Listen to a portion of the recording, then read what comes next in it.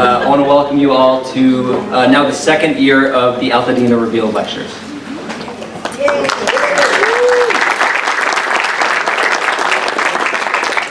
It was a real blessing for us to be able to piece into this these amazing organizations to put on these lectures, these different stories of what makes Altadena so special, and for people to learn about what makes this place so special as we rebuild it all together. I'm not going to say much. I know we want to get to the main event, but we'll have more monthly lectures. We're planning for the last Friday of every month. This will be the last one in the library for now. Thank you all. I'm going to just very briefly introduce our speaker tonight, and I think I'm happy to do it because Graham's become a personal friend, and I think we can all buckle up for a pretty exciting evening. Graham's range and scope as both an art historian and architectural historian is really kind of unusual. His career has been as a doer, not just a studier, although he's, gone through all the proper academic loops in many great institutions, Harvard and Stanford. But he's engaged his skills across a variety, many fields in a few countries over the past 25 or 30 years. Teaching, museum curating, cultural resource preservation, placemaking, and working with government and the private sector. And his latest gig is he's going to be working with Pasadena Heritage. So I met Graham when we were working to have the Owen Brown grave site designated as an LA County landmark. We've been trying to do it for 35 years. I won't give Graham all the credit for this, but he did write the cultural resources report that kind of got us over the finish line on that. And so I really appreciated that and became interested. He's so well read, such a great guy. And tonight his topic is about a different kind of cultural and architectural restoration that's become really quite hot at this particular moment in Altadena history. So please, Graham.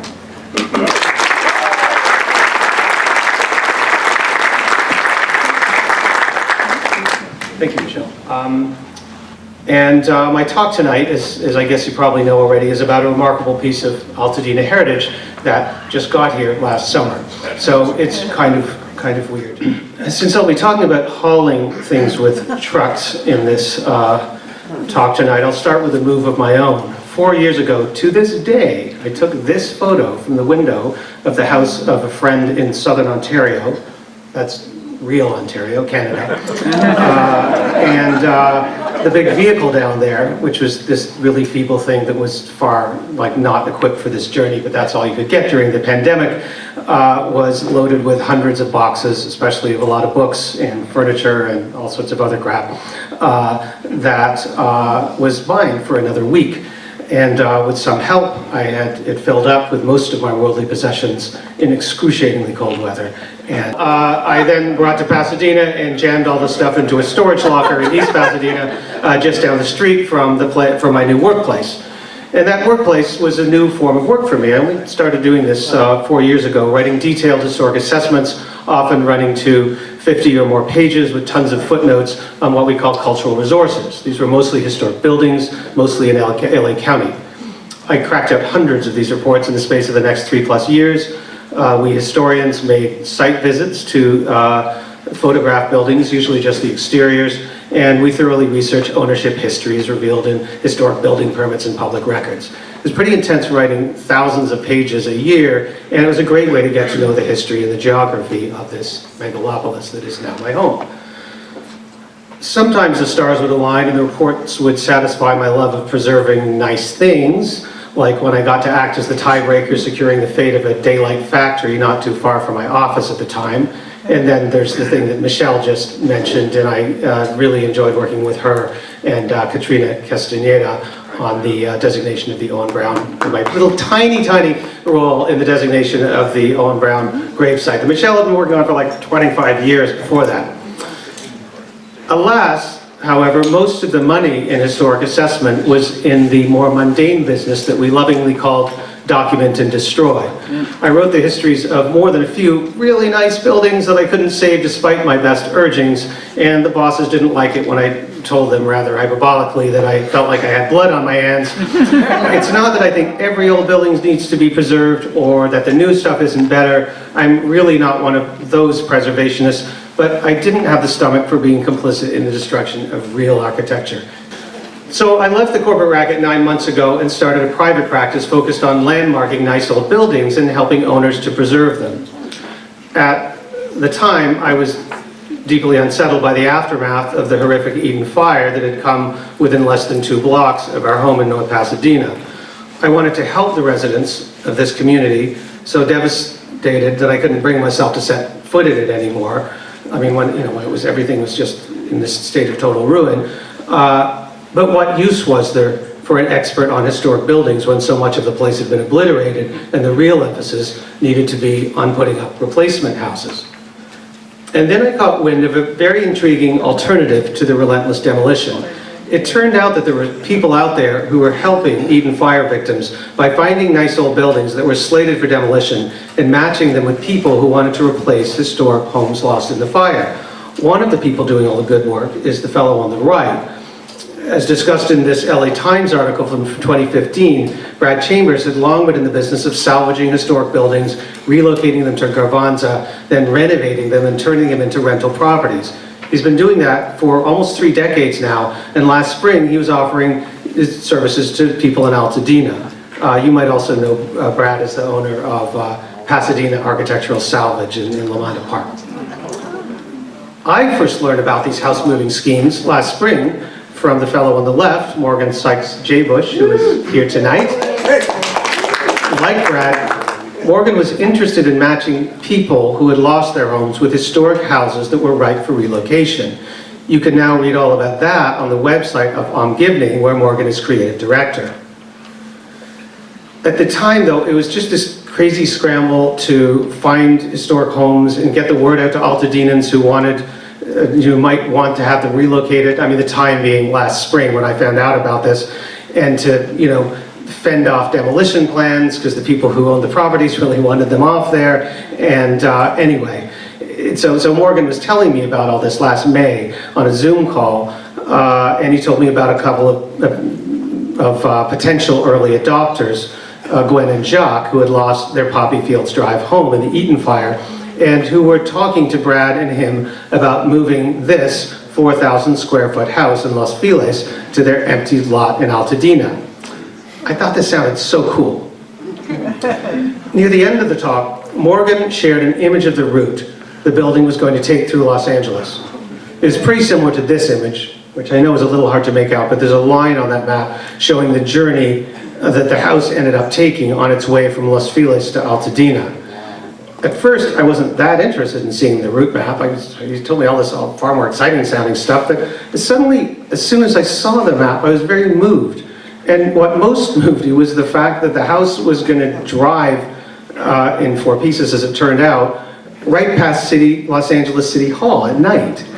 And in retrospect, I think I found this so poetic because I'd seen City Hall on countless hundreds of evenings and nights during the pandemic. My now wife Sandy and I could see it from our 11th floor Bunker Hill window and on our regular evening cat feeding safaris in Grand Park. And here's just a few of the photos that I took on those walks. Anyway, I wanted in on this house moving thing, so I showed up to the work site a few weeks later. There was no time to lose because Gwen and Jacques had finally secured the purchase. More or less, it was nuts. And the process of dismantling and slicing the house under Brad's expert guidance was about to begin the next day. My own self-assigned job was to make a comprehensive photographic record of the house. The sun was awkwardly bright and the buildings were shoehorned between 2 multiplexes, so pretty much business as usual for this work. And here's some of what I saw. This is the back of the house. Gwen's there in the shadows, ready to let me in through the kitchen door. And once I got inside, one of the first things I did was to make diagrams of the first and second floor plans using trusty pencil and paper technology. I gave names to each of the rooms on the fly. So here's the side entryway. I might have said vestibule or front hall, it doesn't matter. My objective was to photograph every wall of every room, plus enough important details in order to have a comprehensive record that could facilitate future reporting and reconstruction. Here's another view of the entryway looking toward the room that I call the study. I think I call it that because it's a lot like the room I grew up. I spent my teen years at this 1918 house, and the study's right there, so I called it the study. Next comes the room I call the front parlor for the same reason, and it may be hard to make out in this image, but it's vast, a great party space, as we'll soon see, and there's wood paneling galore. The red line on my plan, and we'll see if this works, oh it does, represents this door giving onto the front porch with this really neat feature that Gwen pointed out to me.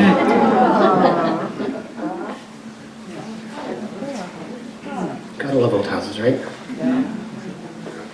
Not to mention other nice detailing like this old button light switch set into handsome oak paneling. And then comes the room I call the back parlor, which has some really pleasing details like this rustic bracket, and check out the crazy wallpaper and chunky crown molding. And then there's the space I labeled the dining room, which gives on to the kitchen, which is part of this kind of scrappy mid-century renovation that we'll get into later. And then there's the whole upstairs, which had been converted into rooming houses with 4 or 5 bedrooms, plus a couple of bathrooms and a kitchenette.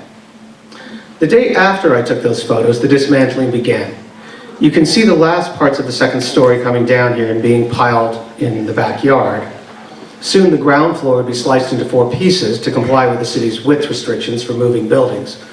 This involves building new temporary walls to make each unit structurally sound, kind of like shipping containers, which is what they were because a lot of the lumber from the top floor was transported inside the 4 downstairs slices.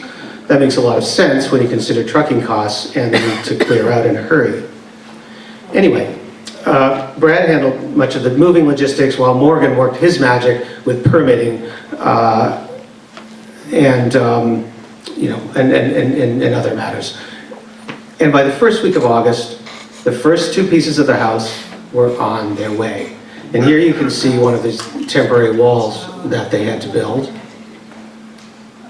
And look how beautiful it was driving past City Hall in the wee hours of the morning. That's our sleep-deprived protagonists, Jacques and Gwen, on the foreground. Here, why don't you stand up for just a second? They're here, and they are. And it's nice to linger on this fabulous photo by LAist Brian Feinsmeyer.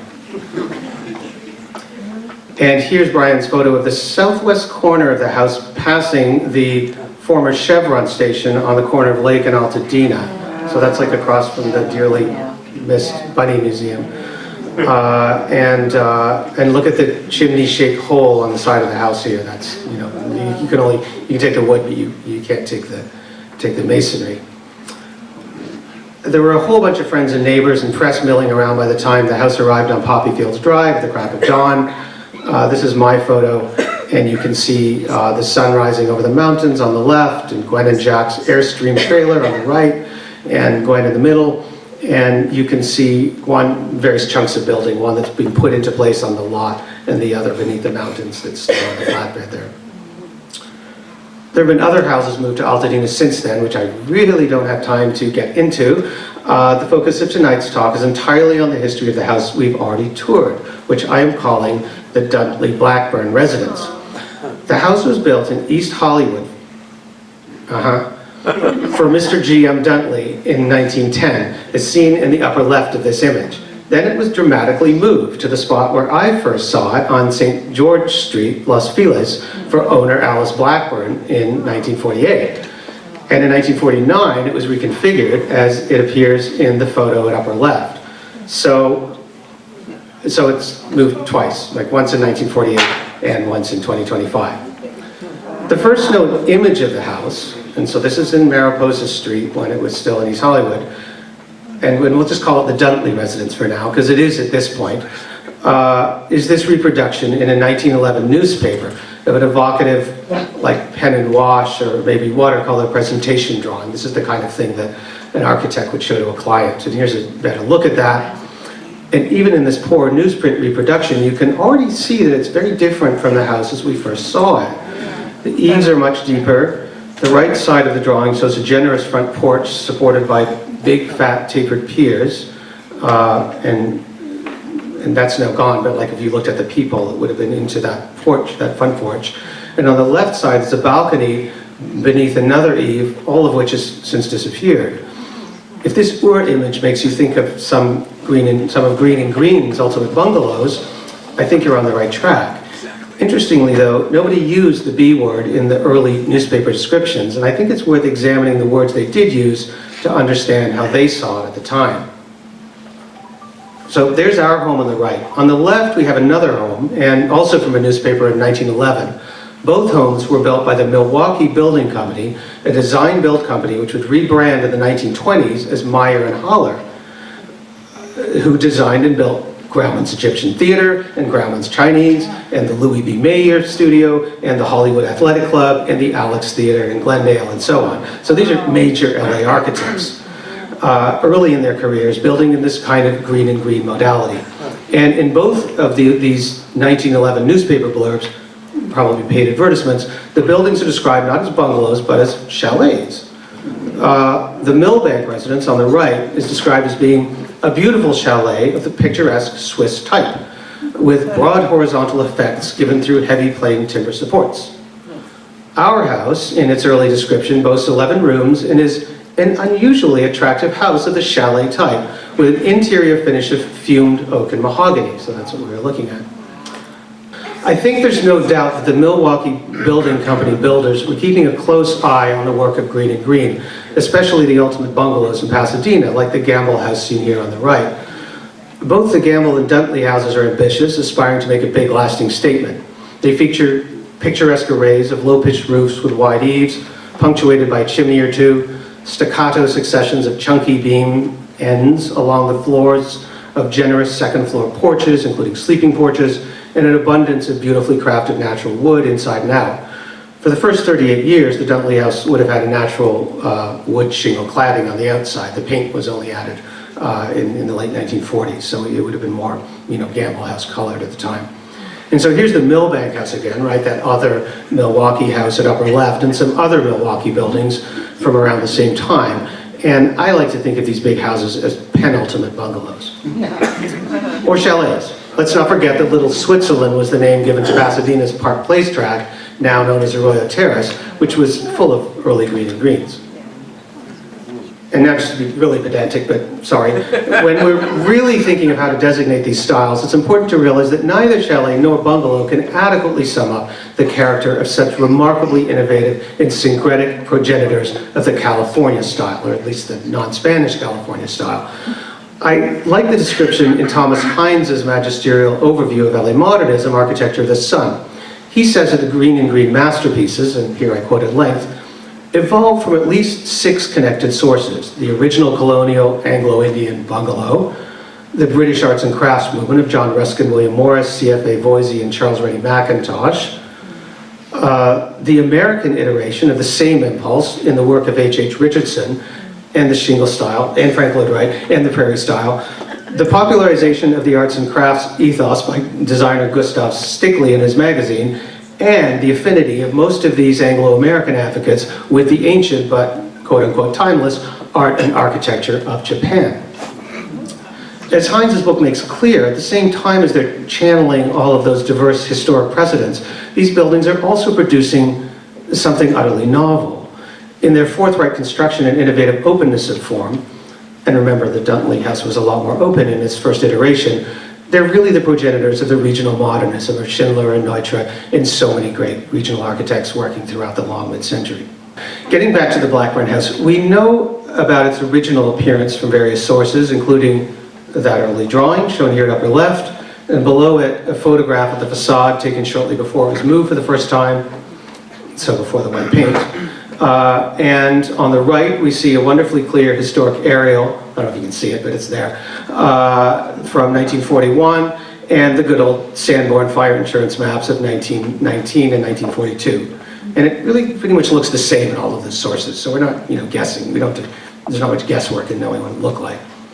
Okay, now we jump forward to March 1945 and to the evidence of building permits. Here's a permit from 1945 for alterations to some backyard structures. Right, it's still on its original East Hollywood lot at this point. And in this permit, Alice Blackburn is named as the tenant and the state of California as the owner.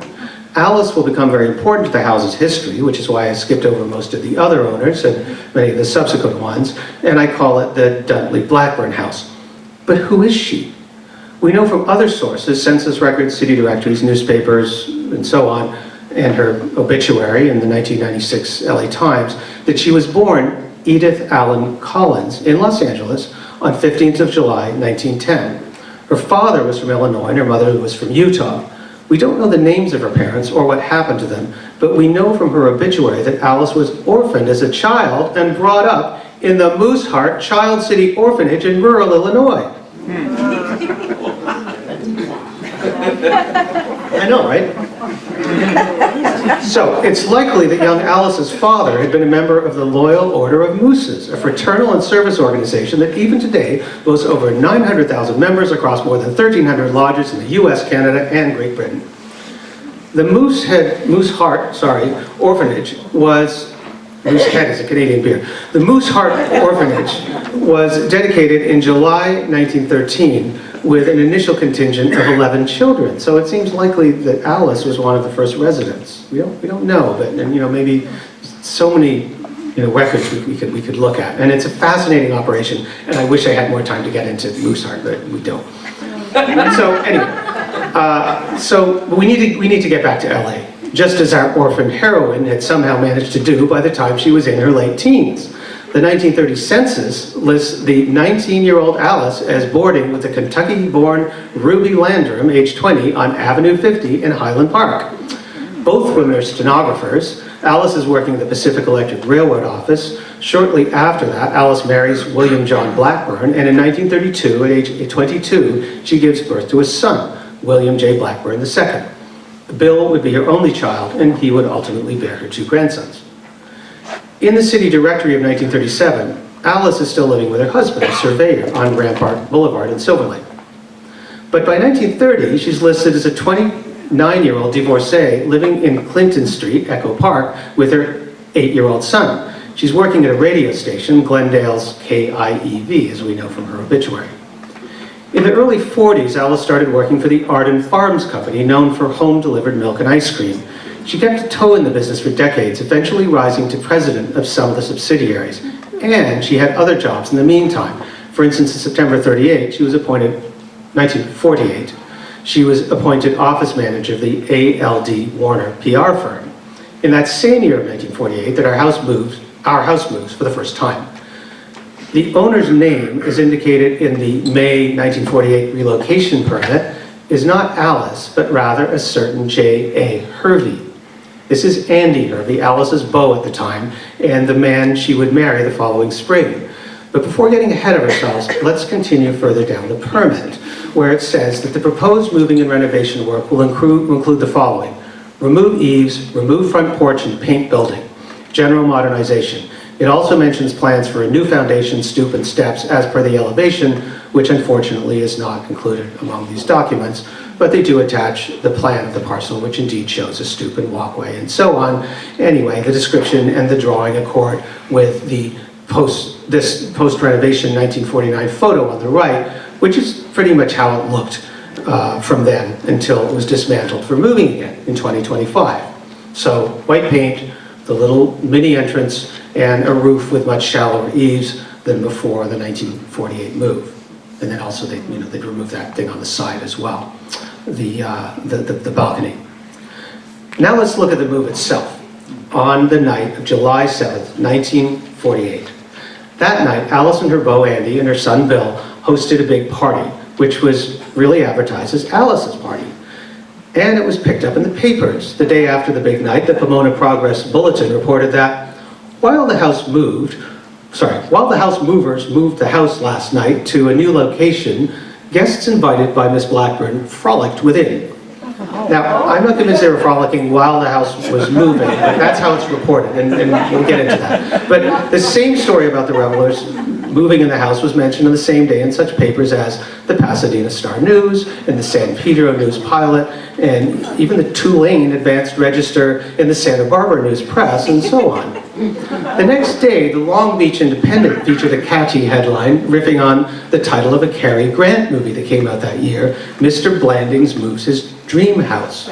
And we'll get back to Cary Grant later. Alice Moves Her Dream House was her theme for the party, in which, as the paper tells us, 150 invited movie town sophisticates made merry while the house rolled slowly through the moving streets, the early morning streets. Guests said they were hardly aware that the house was moving. And that more elaborate story, complete with the movie town sophisticates, got printed in the Portland Oregonian and the Arizona Republic, and so on, and you get the idea. So, 2 months later, on September 9th, 1948, the famed Hollywood gossip columnist Luella Parsons dropped the news that, under the title Alice Moves Her Dream House, Alice Blackburn, the gal whose house moving party was in all the newspapers, gets a story in picture break in a national magazine. And that magazine was none other than Life, where the story of Alice's house moving party, complete with lots of photos, went on for 3 pages.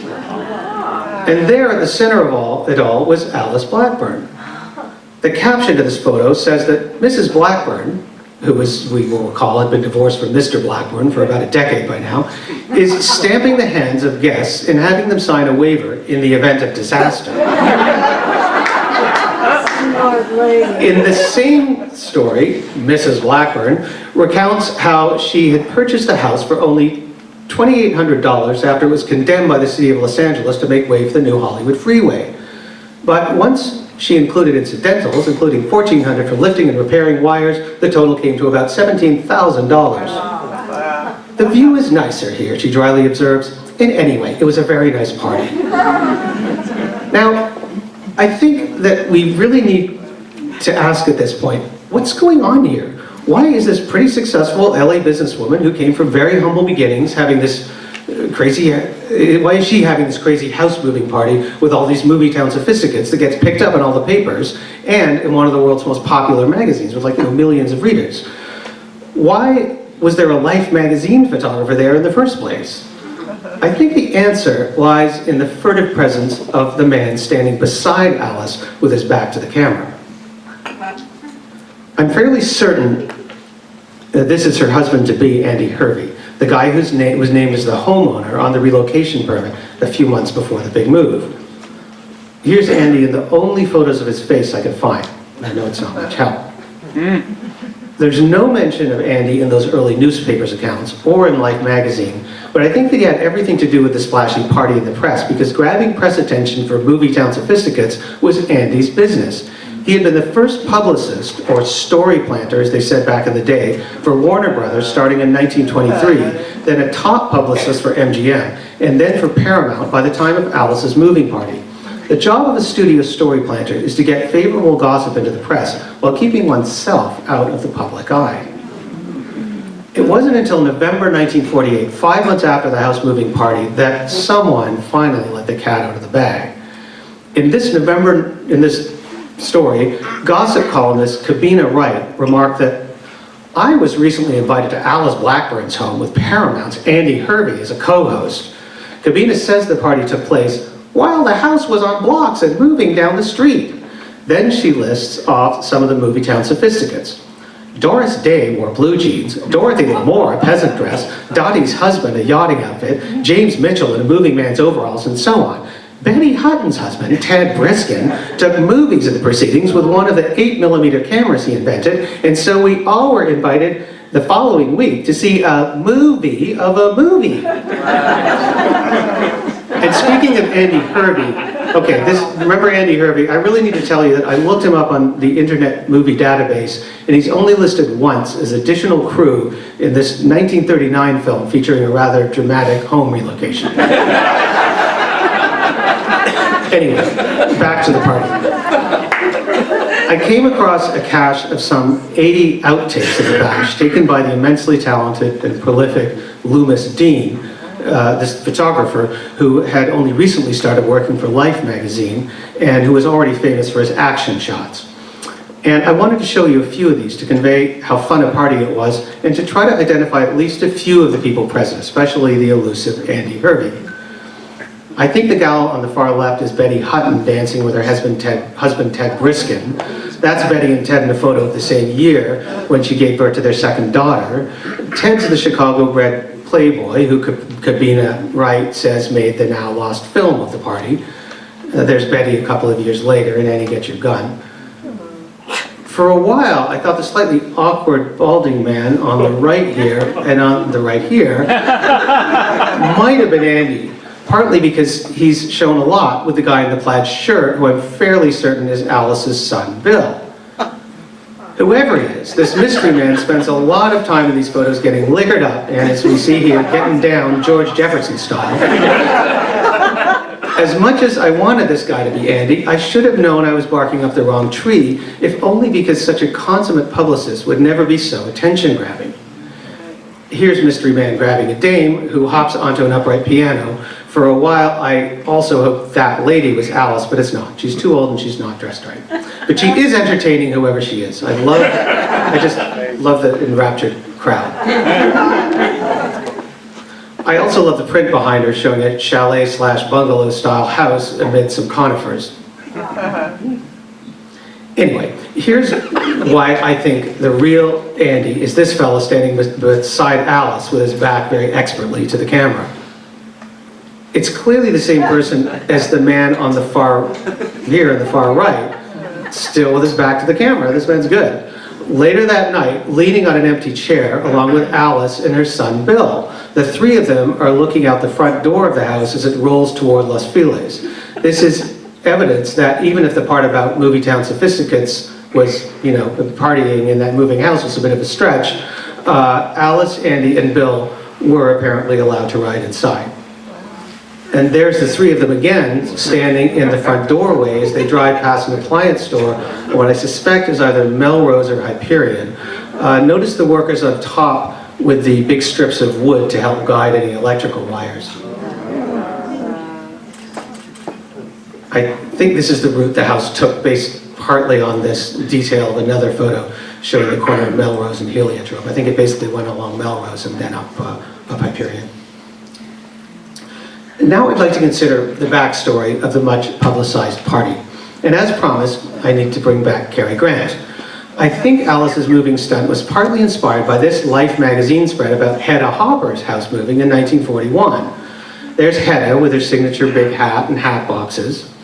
And remember Kabina Wright, who made that lousy movie pun and outed Andy in her Screenland column? Well, she's here too, 7 years earlier, helping Hedda move.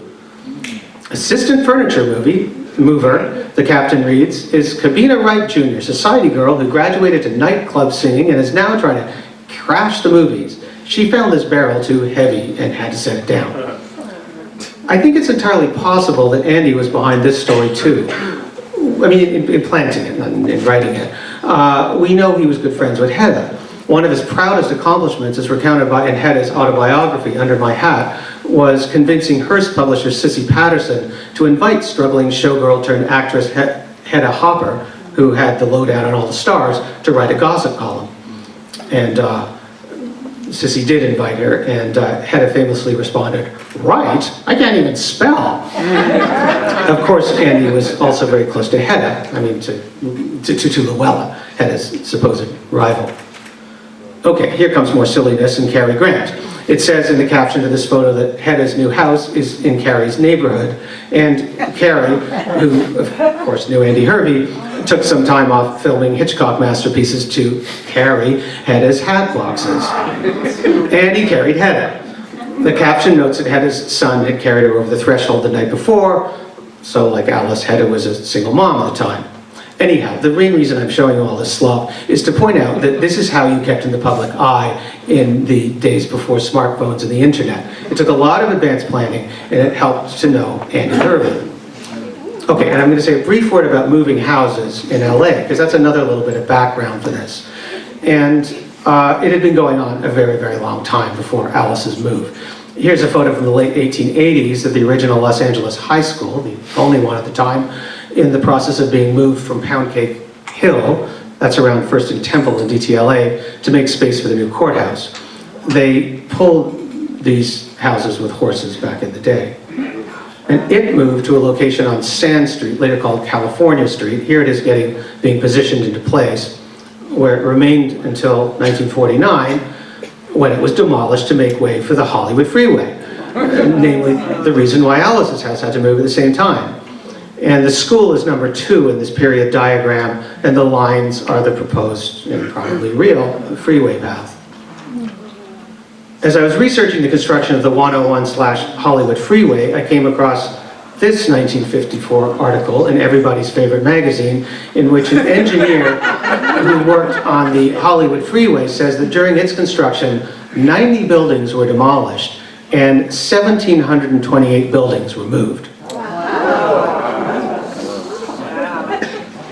I know, I didn't believe it either. I'm still not sure I believe it, but it's certainly true that hundreds of buildings were moved each year in LA for many decades, until around mid-century when they ran out of places to put them.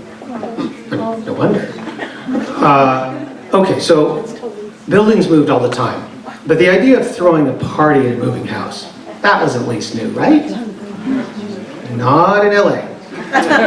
The image at upper left shows the 1904 Higgins-Verbeck house on the corner of Wilshire and Rampart, a few blocks northwest of MacArthur Park. The image at right, from a newspaper of 1932, shows half of the enormous house, sliced vertically from the tip of its pyramidal roof to its bottom floor, while it was moving for 2.5 miles west along Wilshire to its current location on Lucerne. And yes, there was a big party in the house while it made that journey, attended by many local luminaries, including the mayor and his wife. And if you look closely, you can see revelers in some of the windows as the house is being hauled by these 3 trucks. Here's the 1927 building that was put in the parcel that vacated. Today it stands as the Wilshire Royale. And here's a modern photo of the mansion that moved. I mean, you could move anything back then. They moved a lot bigger stuff than this too. So that was in 1923. The following year, First National released a movie called The Perfect Flapper, starring Colleen Moore. In the most memorable scene, and here I quote this period newspaper, "A mansion is being moved from one location to another at night, and some of the jazzy young people put on a hilarious party in it. It seems rather fantastic, but it is an original idea." Sort of. My favorite piece of press about The Perfect Flapper is this one, describing in amazing detail how they built a house, like for this scene of the rocking house, and this house rocked on a 6-inch steel pivotal ball, supporting a steel-reinforced wood truss bouncing on locomotive strings and supporting 35,100 pounds of equipment and actors. And you can see this kind of, Möbius strip, it's complicated, and it's LA. I can't find any footage of that film, so here's Buster Keaton. Okay, time to move toward a conclusion. Fast forward to 1949. Alice marries Andy in Santa Fe 10 months after the big move. The announcement notes that they'll be living in the house they moved. And they lived happily ever after, though they didn't live in that house or with each other for very long. Later in 1949, the house is fixed up, and we've already seen this page-size spread of the LA Times, and Alice, there in that, the report there, Alice shows off the house and talks about how her son Bill is helping her fix it up. There's no mention of the elusive Andy, it's just the Blackburns. Alice talked about how the crummy old fireplace couldn't come along with the house, so she had it replaced in more elegant fashion, complete with a huge overmantel made out of an oak panel that had previously been the sliding door to the dining room. She also recounts that on the night of the move, thieves not only took all the shrubs and flowers from her old property, but they also took the roof. Like by the time they went back the next morning, the roof was gone. And I don't know if I believe that part either, but it's another good Alice story. And the roof is certainly different, with much shallower eaves by the time it gets rebuilt by 1949. Now, the abbreviated eaves may have been as wide as it was legal or practical to build, since the George Street lot, shown in red lines in this recent aerial, provides much less building space than the previous location. That probably explains why they also removed the beautiful side balcony. As my labels indicate, the George Street lot would have felt especially cramped after developers built a huge multiplex to the right of Alice's dream house in 1952, and another big cheap box went up on the other side in 1958. In any case, by summer 1954, the house was vacant and up for sale. Alice Moves Her Dream House was a cute riff on a trending movie title, but I'm not sure how much of a dream it turned out to be with all those monstrous stucco carbuncles on either side of it. And I'm really not sure how much Alice loved playing house. But the house-moving publicity stunt was right on brand for her, since it helped it launch her career selling cars. And boy, could she sell cars. The Nash La Brea dealership opened in August 1953 with Alice as president. She may have been the first female car dealer on the West Coast who didn't inherit the franchise from a deceased husband. In any case, it was a very rare position for a woman at the time. The article on the right notes that the opening of Nash La Brea was attended by throngs of business professionals and social leaders, including many film notables. So she's still putting those Hollywood connections to good use. Alice looks fabulous here, standing in front of a 1953 Nash Healey Roadster, just like this one in the Peterson Museum. Achingly elegant body by Pininfarina. Even the more affordable and workaday Nashes were touted as sophisticated in their design, and as very feminine, with many of the interiors designed by the Leipzig-born and Hamburg-trained Helene Rother, or Madame Hélène Rother, since she first made her name as a jewelry designer in 1930s Paris. Anyway, Rother was the first woman to work as an automotive designer when she joined the GM interior styling staff in Detroit in 1943. It's super interesting, but anyway, I'm not going to tell you more about her, but it's interesting. By 1954, Alice had hired her son Bill as a Nash sales manager. Pretty soon she was selling 70 cars a month. One of Alice's biggest fans was local auto news reporter Bill Cribben. My favorite Cribben story is this one from December 1955, noting that energetic Alice Blackburn, only woman new car dealer here on the coast, is now running both Nash La Brea and Nash North Hollywood. Cribben reports that employees of Miss Blackburn, now she's Miss Blackburn, in both dealerships can now own stock in the company, an arrangement she believes to be unique in the auto business. The people who make it go, Alice declares, should be in on the profits. In October 1957, Andy Hervey marries his third and final wife. In March of the following year, the Palm Springs Desert Sun announces that Mrs. Alice Blackburn, executive of the Arden Farms Dairy, remember she started working there in the 1940s, had been in Palm Springs all season. In August of the next year, 1959, the LA Times ran this story announcing the purchase of the Lone Palm Hotel in Palm Springs from band leader Howard Height. The new owner is Alice Blackburn, new Los Angeles businesswoman who confirmed that she has purchased the hotel from Height through Arden Farms in a two-way real estate negotiation now in escrow. Mrs. Blackburn, owner of 2 automobile agencies in the Los Angeles area, announced the purchase price as $1 million. And from eBay, here's a postcard sent from the Lone Palm Hotel in 1961. Alice remarried for the third and final time in 1968 at the age of 57.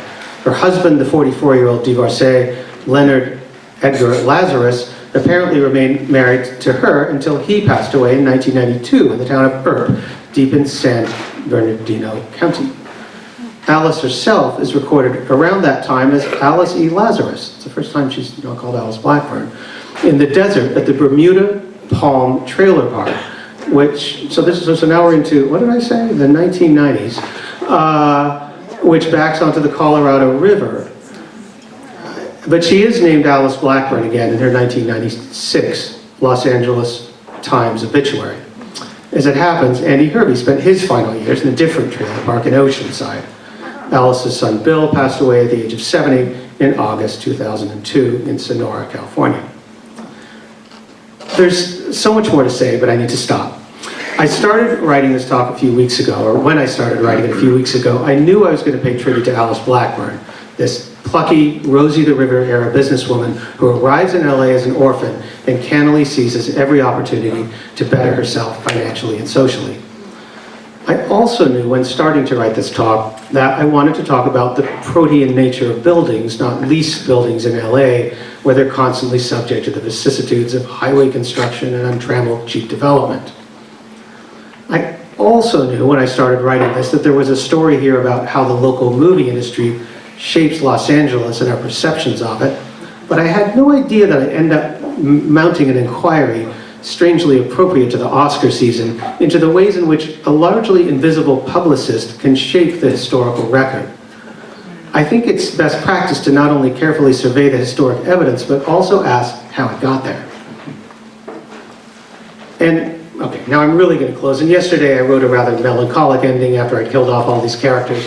But I'm going to do, instead, you know, why should I? They had long lives and good lives, and there's no need for me to be so glum. And a life fully lived is often a life on the move, including some moves we may never have anticipated or wished for. Maybe the most important and hopeful thing is to feel like we still have some moves left. And to try to enjoy the ride, even if we're not entirely sure where we're going to end up. Thank you.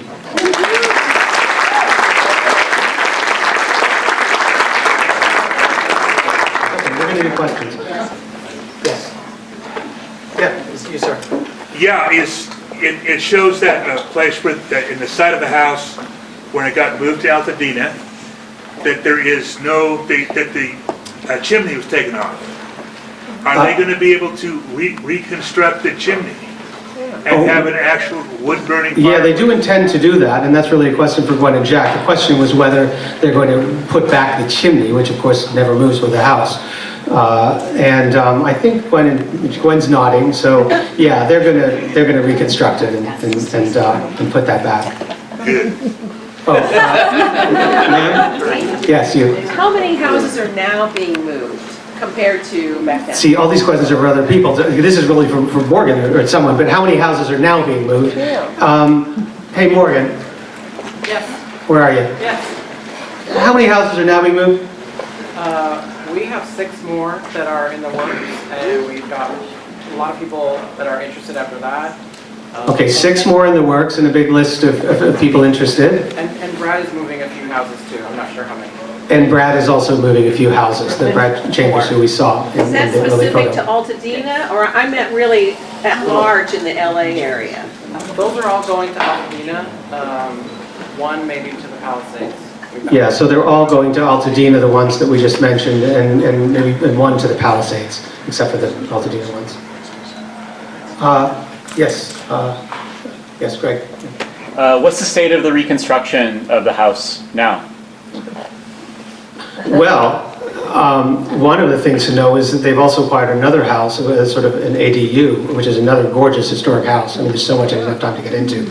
But, hey, Gwen and Jacques, what is the state of the reconstruction of the house now? So we're a little farther along than what's shown here. The 4 sections are all stitched back together. The second floor is partially reconstructed. We're hoping to have the roof framing starting in the next couple weeks or so. Okay, you got that? It's stitched back together, the ground floor. The second floor is well on the way, and they're expecting to have a roof soon. And we're sitting on a foundation. Foundation was one of the first steps. Yeah, and it's properly secured onto a foundation. I was wondering, people used to move houses a lot more than they do now. Yeah. And it was fewer wires and fewer regulations, and I just wondered if you'd comment a little bit about like the difficulty of moving something now versus. Sure, yeah. Michelle is asking about the difference between moving houses back in the day and moving them now, and just the logistics of that. And, you know, one of the things to say, as I say, is that they did kind of run out of space to move, and that's one of the reasons why these big moving companies, Crest being a big one, I forget the name of the Pasadena moving company that was, that moved Alice's house, it was on there, and a big sign. So a lot of these big movers went out of business. So it's kind of like a niche thing now. So even finding a mover is not quite what it used to be. So that's one thing. Another thing that's changed is the fact that, well, as we saw, you could move the whole house back in the day, but now you have to slice it into all these little pieces and do it because of laws about how many lanes you're supposed to take up. So that's like another difference about then and now. But I think there's a lot of the same logistics of getting under wires and things like that. But okay, thank you all so much.